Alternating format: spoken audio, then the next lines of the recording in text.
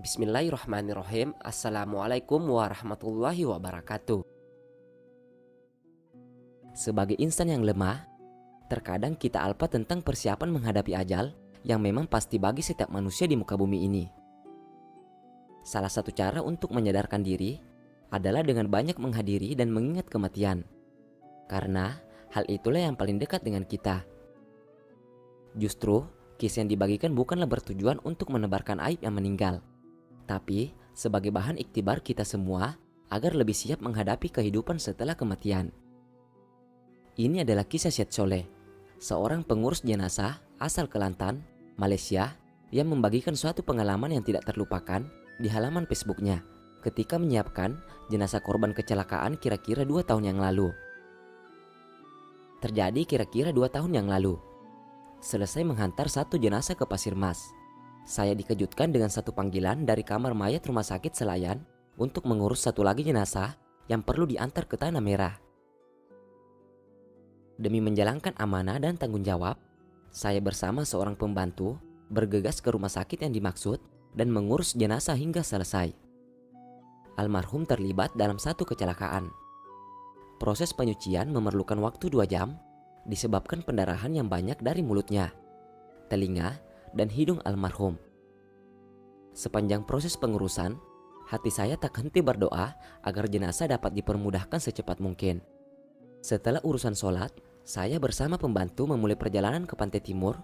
Kemudian, sepanjang perjalanan, saya lihat ada perubahan pada raut wajah pembantu saya yang sedang mengemudikan ambulans. Akhirnya perkiraan saya terjawab ketika pembantu saya bertanya tentang informasi almarhum yang serba sedikit. Saya katakan kepadanya bahwa jenazah berumur sekitar 20 tahunan dan mempunyai postur tubuh kecil saja. Dengan rasa ketakutan, dia berterus terang pada saya bahwa ambulans yang dipandunya tidak seperti biasanya. Ia terasa amat berat dan perjalanan yang hanya memakan waktu kurang lebih 5 jam menjadi 9 jam. Dalam keadaan seperti ini, saya mengambil langkah untuk tenang dan tidak berpikir macam-macam. Saya hanya berdoa kepada Allah Subhanahu wa Ta'ala agar jenazah ini selamat sampai ke tempat tujuan. Hampir jam 12.30 malam, kami selamat sampai ke Tanah Merah, dan saya disarankan oleh ahli warisnya agar membawa jenazah ke masjid terdekat untuk disolatkan dan dimakamkan dengan segera. Ketika acara pemakaman, sekali lagi Allah Subhanahu wa Ta'ala benar-benar ingin menunjukkan kekuasaannya. Orang kampung yang membantu mengangkat jenazah untuk dimasukkan ke dalam liang lahat turut tersentak ketika ukuran jenazah dan liang lahat tidak sesuai meskipun sudah diukur sebelumnya. Saat itu para penggali kubur juga tidak kelihatan sehingga suasana menjadi kalut. Menimbang jenazah ini tidak baik jika menginap hingga esok, saya mengerahkan orang kampung untuk membesarkan liang lahat. Saya juga ikut mengukur papang lahat agar sesuai dengan ukuran jenazah saat digunakan untuk menutupi liang nanti. 2 kali jenazah dimasukkan dan diangkat lagi karena liang lahat tidak muat untuk jenazah masuk. Allah akhirnya memudahkan urusan jenazah yang selesai dimasukkan ke dalam liang lahat. Namun sekali lagi, saya dan orang kampung terkejut ketika papan lahat yang saya ukur sendiri barusan menjadi kecil sewaktu proses menutup liang lahat. Ini adalah pengalaman pertama dalam hidup saya sepanjang pengurusan jenazah dan tidak pernah lagi mengalami situasi seperti ini. Saya kuatkan hati orang kampung dengan mengajak mereka berdoa agar Allah Subhanahu wa Ta'ala mengampunkan dosa-dosa almarhum. Setelah menunggu agak lama, akhirnya ahli waris almarhum datang dengan papan lahat yang baru dan jenazah telah berhasil disempurnakan. Syukur, alhamdulillah. Sepanjang perjalanan pulang ke Kuala Lumpur, saya dan pembantu lebih banyak diam. Segala peristiwa yang baru kami lalui barusan meninggalkan kesan yang sukar dilupakan. Apa yang perlu diambil sebagai pelajaran adalah hikmah Allah Subhanahu wa Ta'ala yang menunjukkan kekuasaannya pada kita yang masih hidup. Tidak perlulah diungkit apakah dosa yang telah dilakukan oleh almarhum hingga kematiannya diuji sedemikian rupa. Sebaiknya kita jadikan hal ini sebagai iktibar dan pengingat agar menjauhi perkara yang dilarang olehnya.